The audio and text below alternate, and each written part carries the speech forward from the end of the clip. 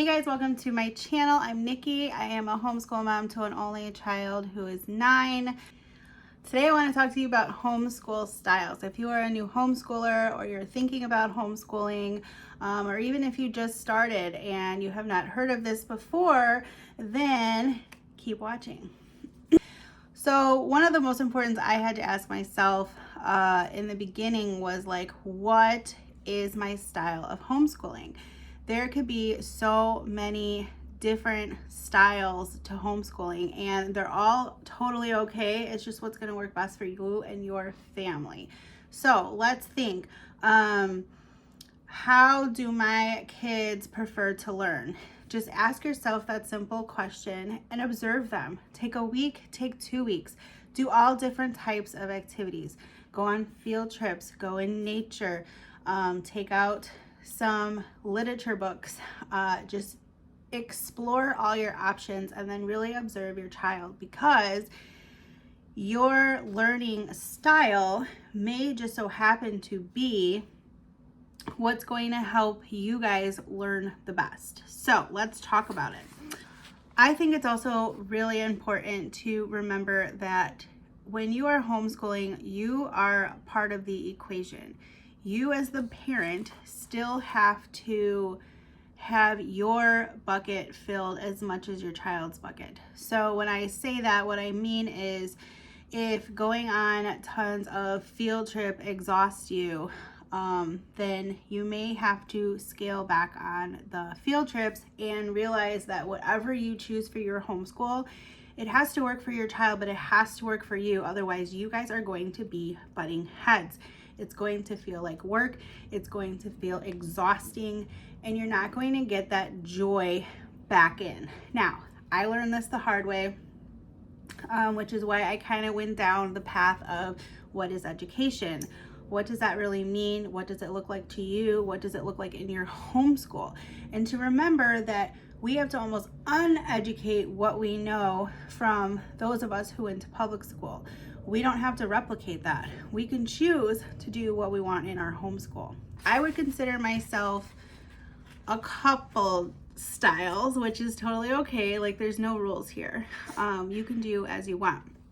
So traditional homeschooling, it's kind of like an approach where it has a lot of fundamental subjects: math, science, language, history, using structured curriculum.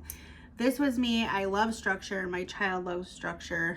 And we both do really love like the curriculum to get us from year to year. So you have to see if you're more of the traditional type.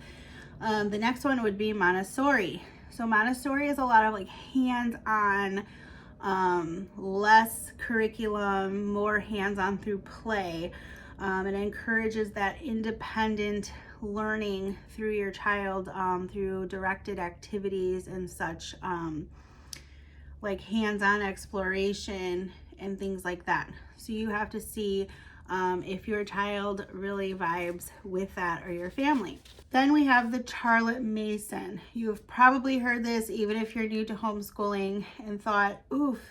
A lot of times, for a while, I was only seeing this Charlotte Mason approach. And so I totally understand how that could feel like we can't homeschool like that, where you see like the poetry tea times and things that aren't necessarily what you would consider for your family. And you're like, oh, this is homeschooling. I can't do it. I know I felt that way in the beginning because that's all I saw on my feed, but that's not all the types of homeschooling there is. If I'm definitely not a Charlotte Mason approach. Charlotte Mason is more literature-based learning. So we're talking the classics, nature studies, the arts. You're fostering this love for like your world around you, but it's mostly through like deep literature.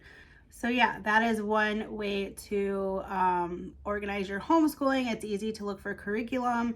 If you type in Charlotte Mason, lots of things can come up for you. There's also this thing called Waldorf homeschooling.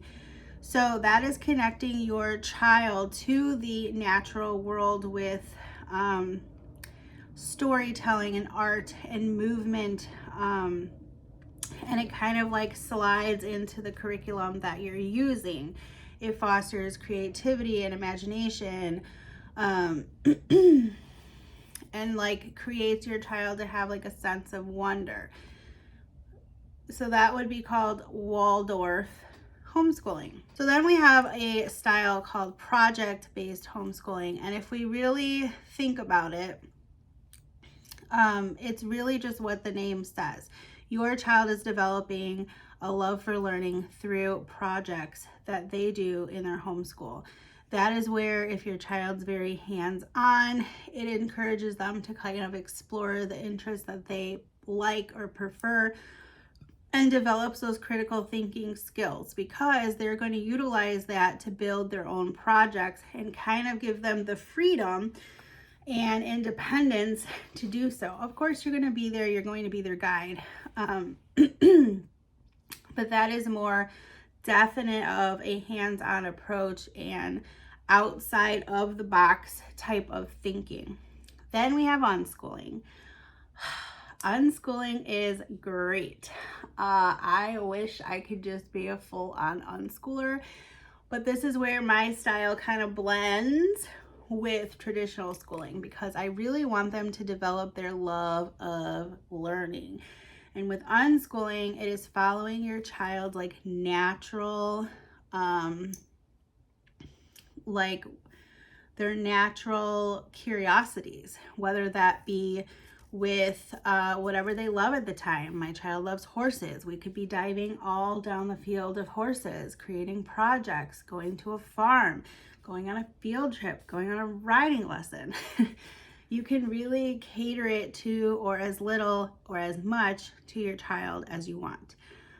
It's very child-led learning, but it allows your child to pursue their interests, and without like sitting in a curriculum and just, you know, page by page going through something, because we all know that we learn best when we're interested in it. And so unschooling is a very hands-off approach and really just following the guidance of your child. So unschooling is for my heart, but not always for my brain.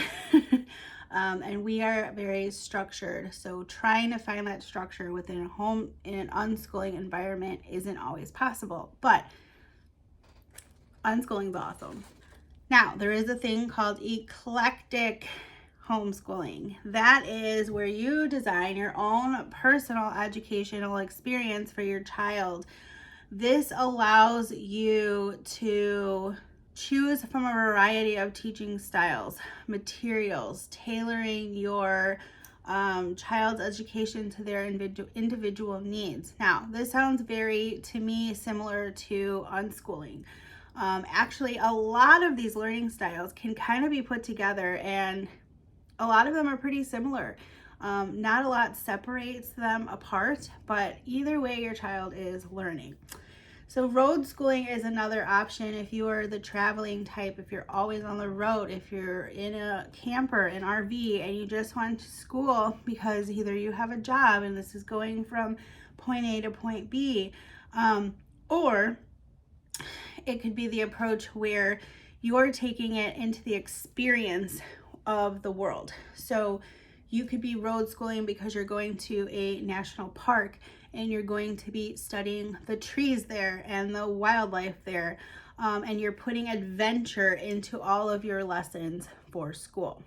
It is kind of an educational experience that exists for the entire family, which is awesome if you're that way.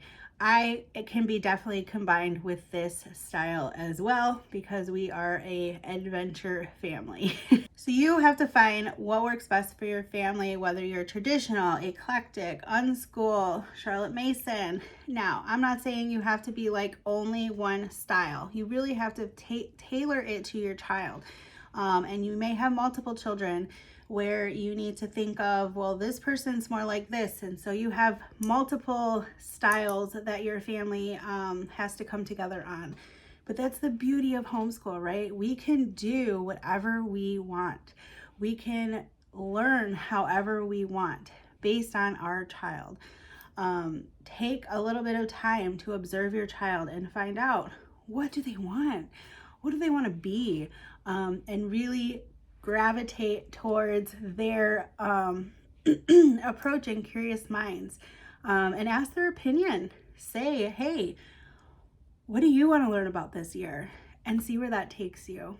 But that is it, my friends. If you like this video, please leave me a comment. I'm curious to know, what is your family's learning style? I would love to know in the comments down below. Don't be a stranger. Follow me on Instagram, and I'll see you in my next video.